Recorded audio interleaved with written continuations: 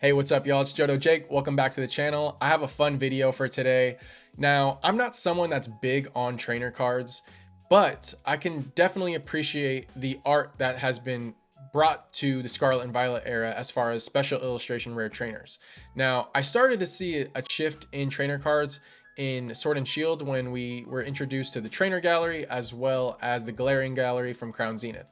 Now, when I started collecting these, I started to look back even further with Cosmic Eclipse during the Sun and Moon era, and there are some incredible trainer partner Pokemon cards like the Magnemite, we have the Piplup, Steelix, and so forth.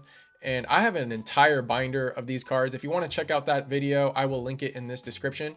Now, for this video, I wanted to look at trainers with their Pokemon, and I was really inspired by the Hisuian Growlithe and Perrin from Twilight Masquerade.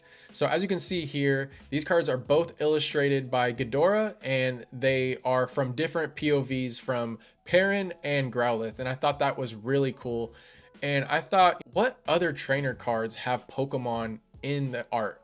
Do those Pokemon have an illustration rare or a special illustration rare that they can be connected in some way?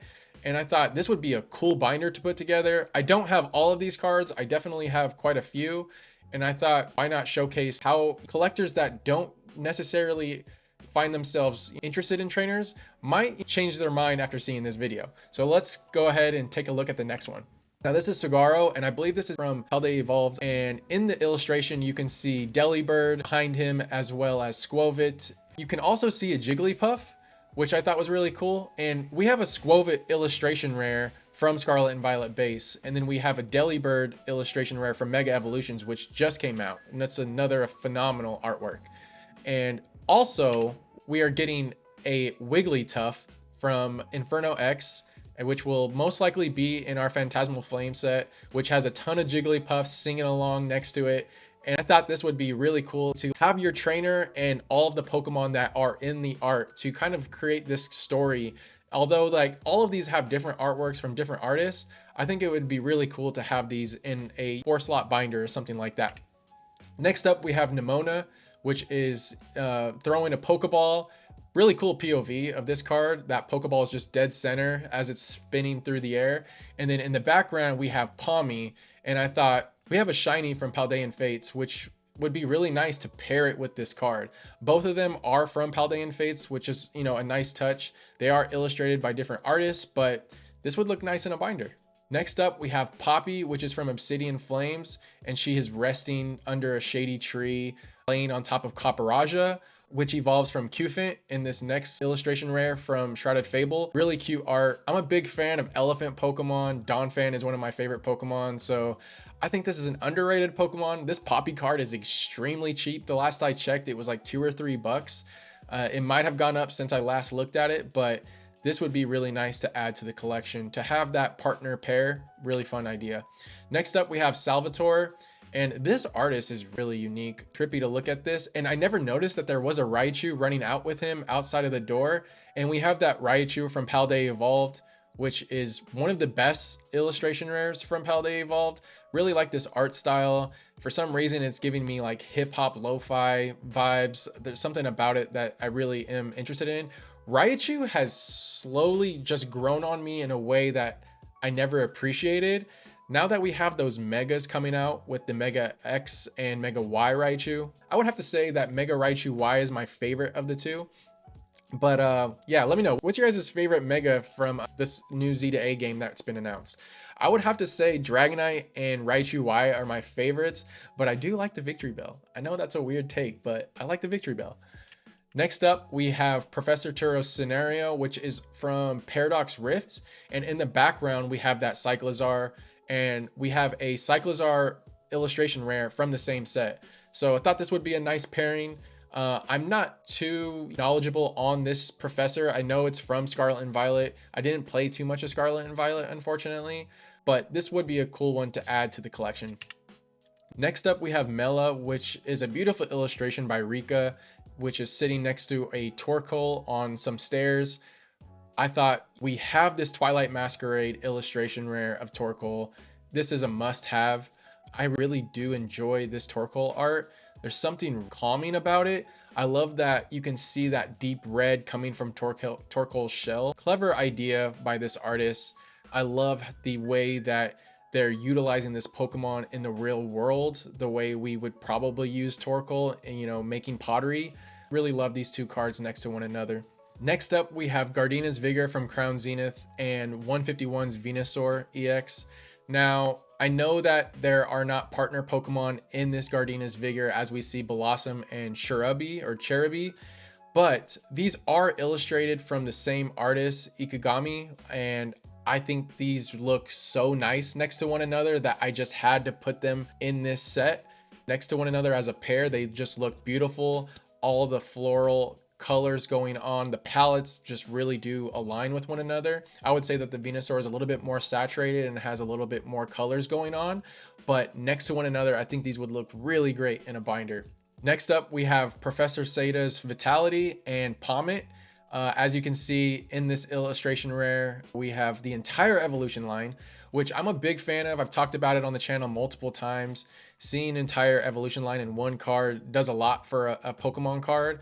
And then obviously in the trainer card, we see Pommet and Smoliv next to one another.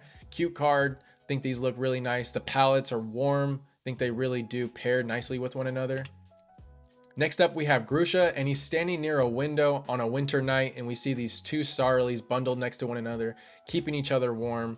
And in this illustration rare from Scarlet and Violet base, we see a few more Starly kind of bundled next to one another. Now, I would say that these cards, in terms of like their color palettes, are very contrasting. We have these like cool tones, and then we have these warm tones in the illustration rare of Starly. They kind of have that yin and yang feel of like the warm and cold colors, and would be nice in a binder, like I was saying. What do you guys think? Next up, I've talked about this card. I've talked about these cards multiple times. We have the Giovanni's Charisma from 151 paired with the Persian from, what is this, Shrouded Fable?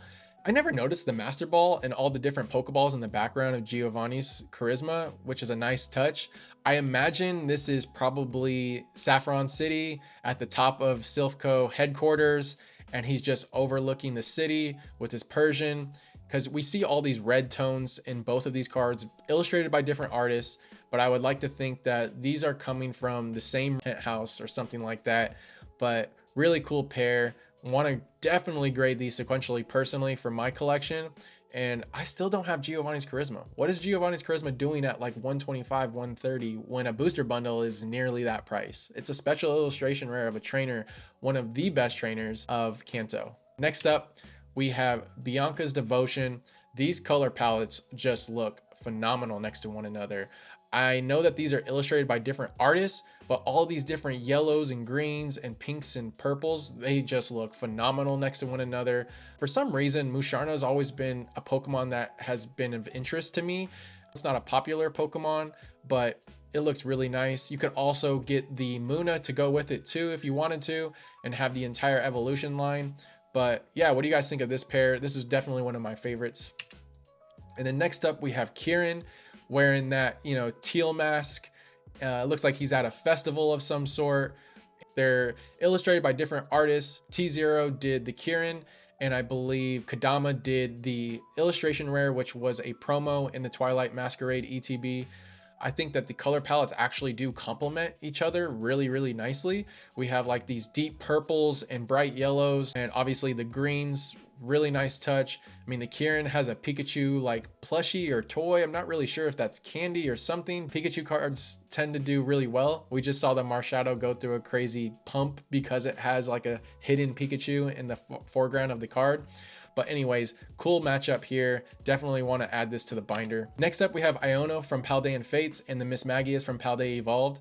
These cards definitely go with one another. I think they complement each other with like these cold tones. We have a lot of blues and purples in the Iono, and then we have a lot of purples and pinks in the Mismagius. So paired next to one another, I think they would look really nice and pleasing.